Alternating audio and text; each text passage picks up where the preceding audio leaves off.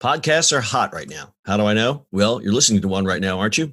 But you might be wondering, how on earth do I get my voice out there and start my own podcast? It all seems so intimidating. Between hosting and platforms and monetization, it can get real complicated real quick. Well, I'm going to let you in on a little secret. We started this podcast over 2 years ago, not knowing clue one on how to do it.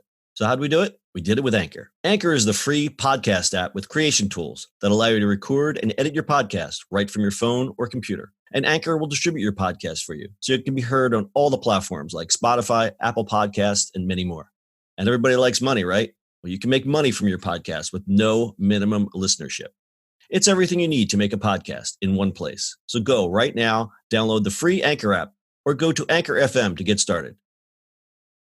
It's the eCommerce Minute, your daily dose of e-commerce, tech, and retail news with your host, John Suder, Bart, Mroz, and Brittany Blackman. The eCommerce Minute is a production of SUMO Heavy, a digital commerce consulting firm located in Brooklyn, New York, and Philadelphia.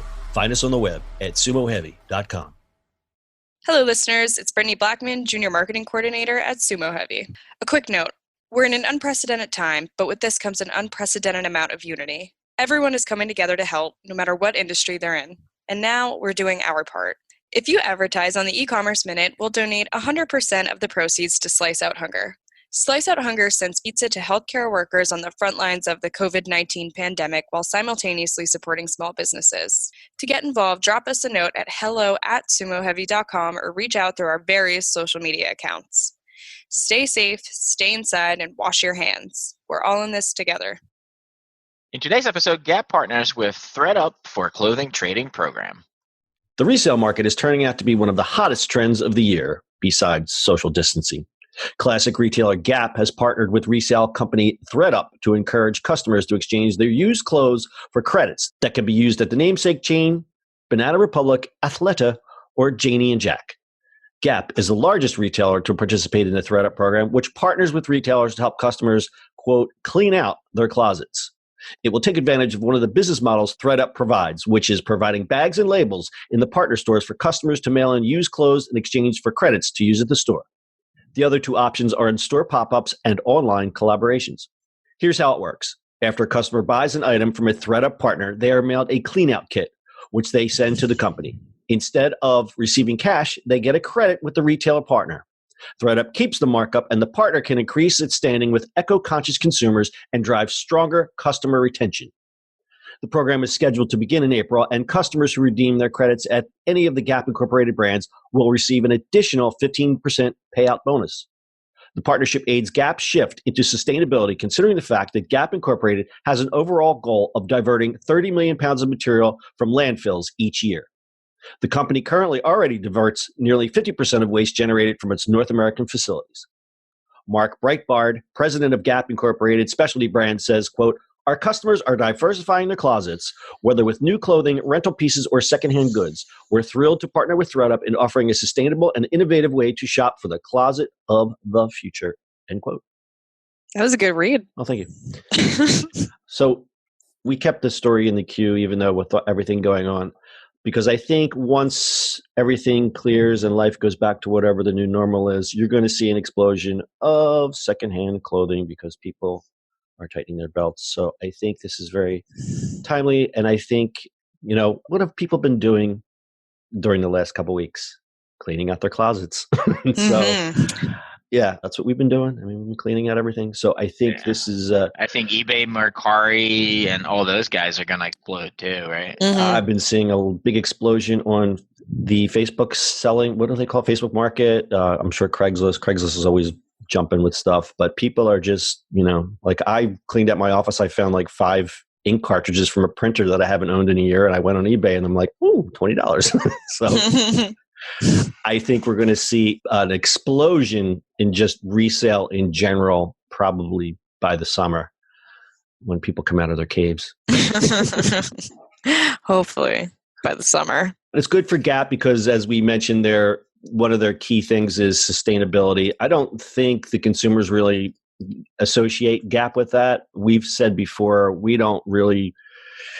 I think Gap has got a problem where it's perceived as an older brand. That's like the older preppy brand. And they've been struggling with relevancy for quite some time, even though their clothes are decent. But their competition is strong, and I find myself, I used to shop at Gap all the time. I'm not really a Gap guy anymore. What do you guys Yeah, think? same. I agree. I used to shop at Gap all the time growing up. Sometimes. Yeah, when I was I still walk in sometimes. It's John. I think our Amazon Basics have replaced Gap stuff. That is true, sir. We buy those nice shirts, the good thread shirts, because that was kind of my go-to even before Target. It was like I need a dress shirt for a meeting. I'd go to Gap, buy a nice button-down shirt when I was preppy boy. But now everybody wears hoodies to a meeting, so what do we care? True. So what? Who cares? So what? Who cares? So what? Who cares? Macy's also partnered with ThredUp, like on a smaller scale, and they said that their programs that they've implemented with ThredUp are attracting new customers who, most importantly, are younger than Macy's average customers.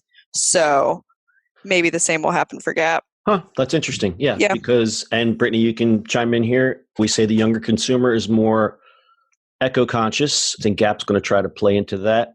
I mean, that's why companies like ThredUp is, they're always going to win, because their basic core model is, reuse, recycle, don't throw it away, as opposed to the other side of the coin, where you have like H&M and all the fast fashion, Forever 21, all that garbage.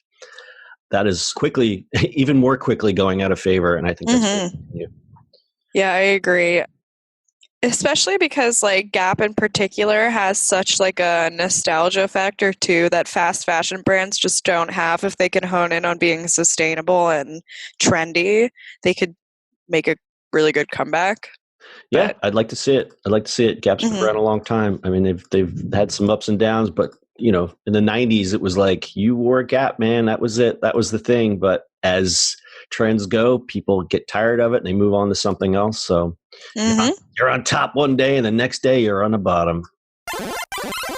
The overall resale market in the U.S. today is valued at roughly $20 billion with a B, with the potential to reach $33 billion by 2022, according to a report by Cohen and Company.